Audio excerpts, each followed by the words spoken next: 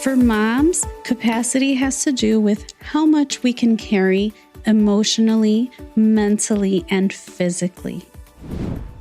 And a lot of times, we may not recognize just how little margin we have left for the things we need to do until our mood has shifted to the point that we start to feel disgruntled by our commitments. Hello, and welcome to Mom's Way to Wellness. If you are a mom who feels lonely, unseen, and overwhelmed with the demands of motherhood, you are in the right place. I am your host, Ida Maravillas. I help overwhelmed moms transform their challenges into mental health and generational well-being as we talk about the struggles of motherhood, parenting, and mental health through a lens of faith. I offer resources and guidance to help you work through the challenges that are impacting your relationship with yourself and with others. Let's get into today's episode. What do you have the capacity to carry into this season or into the new year? Today, we are talking about capacity. Capacity has come up a lot in my conversations with other moms these days. Maybe it's because of the different expectations we've inherited or given ourselves as we go into the holiday season or other busy times of the year. And while it may be a very specific busy time of the year when you're listening to this episode, for some of us, we never completely go into a season of slowing down because the rush tends to shift from one season of busyness to the next. Capacity has to do with how much we can carry.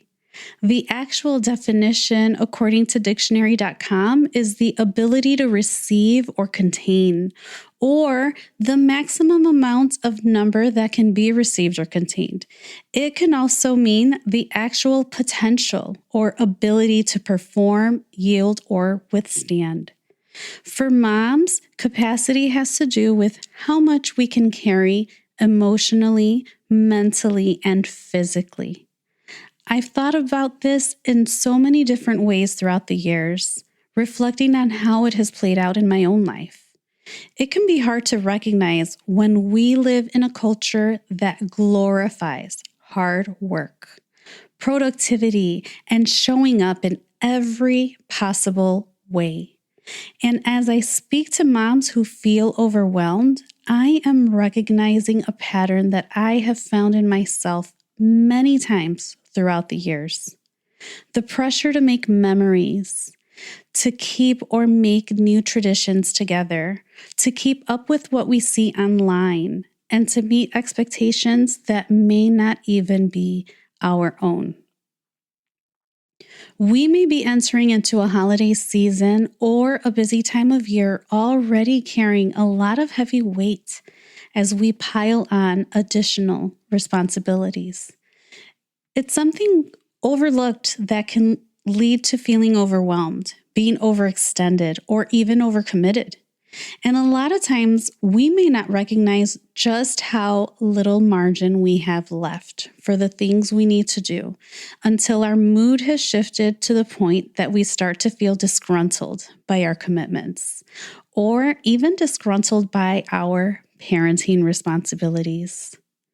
Some seasons require us to slow down and focus on rest, just like those days after bringing home a newborn or caring for a sick child. Other seasons give us more capacity for energy, creativity, or traditions. These are the seasons when we feel like it's easier to show up and be present. What comes to mind for me are times when we've hosted family game nights, or we stayed up late to play Monopoly with just our household. Our pajama days, having friends over for dinner, or even meeting up with a friend for a walk. When we don't honor the season we are actually in, we can end up operating from a place of emptiness and burnout rather than enjoyment and presence. It's something I've learned throughout the years and something I find myself evaluating during our transitions into different seasons. During my first summer off, when I worked in education, my daughters and I came down with chickenpox. In my mind, I had planned to slow down with activities for that summer, but after we received our diagnosis and I found out we had to quarantine for a couple of weeks, I literally spent almost 2 hours on the phone calling people to cancel our plans. This was before our smartphones. And throughout the years, I've thought about how illness is what forced us to slow down rather than me actually being intentional in how I planned for us to slow down. Otherwise, why did I spend so much time canceling plans? My expectations had to be adjusted due to our circumstances rather than my intentional planning. I also remember another season of busyness that changed everything about our Christmas one year. It was our family tradition to decorate our tree together while Christmas music or a movie played in the background. I would take the lead on putting up lights in our front window, and I would put up other decorations throughout our home. But one particular year, when our older two daughters were in high school and our youngest was a toddler, our kids were involved in sports and activities in school, and we were so busy. I was determined to put up all of our Christmas decorations. So I brought in our tree and our boxes from the garage, and I set up our pre-lit tree and left the boxes full of decorations beside it. I was determined for all of us to do our decorating together because that was our tradition. At some point, I decided that was all I had the capacity for. I never unpacked the ornaments, the lights for our windows, or any of the other decorations.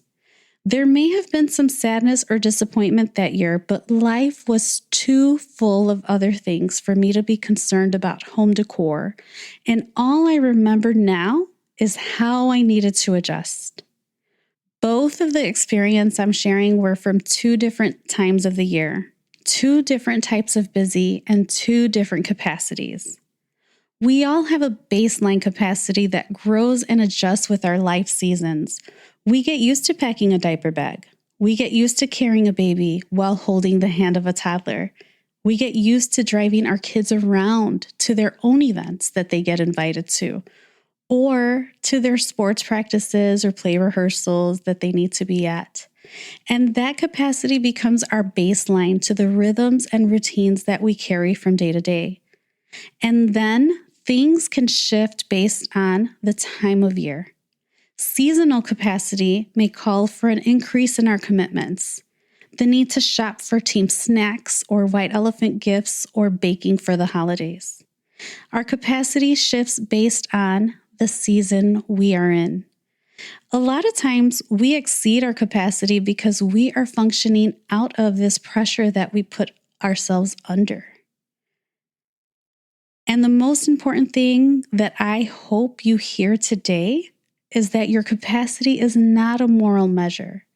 It is not a reflection of your worth, your love for your family, or the type of mom you are. It simply reflects the season you are in.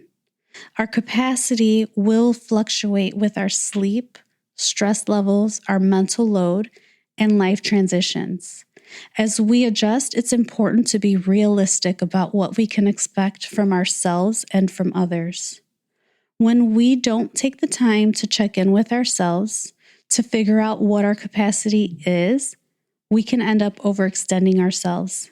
And that just leads to increased stress levels and being less patient.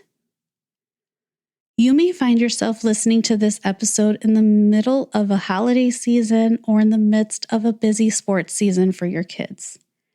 My hope for you is that as you take the time to listen during your busy season, that you will take a moment to reflect on what you actually need and what your family actually needs. Parenting is work that gets busy. Being present, intentional, and aware of what we need during any season is helpful for us and helpful for those around us. It contributes to emotional literacy and increases our self-awareness, and those are some very important steps for our well-being. If this season feels overwhelming and you're noticing yourself feeling disgruntled, irritable, or overwhelmed, I want to share 3 action steps with you. First, can you take a moment to check in with yourself and ask yourself the following questions? If you're able to jot them down and come back to them later, that'll be kind of nice too. But if you're just able to pause and listen and reflect, that's okay. So the first question is, are the feelings I am experiencing related to my current season positive or negative? What actually matters the most for my family this season? Is there something I am doing out of obligation rather than desire? What is something that can be simplified, postponed, or shared? When we honor that answer, even if it surprises us, we create more margin for peace, presence, and connection. The second action step is to practice a daily grounding moment. So consider a 20-second pause as you start your day or at any point during your day. And we can do this together. Place your hand over your heart and take a deep breath in through your nose and out through your mouth.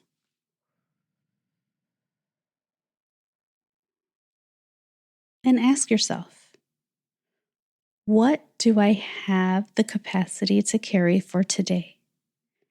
Not this week or this month, but just for today. Lord, show me what to carry and what to lay aside.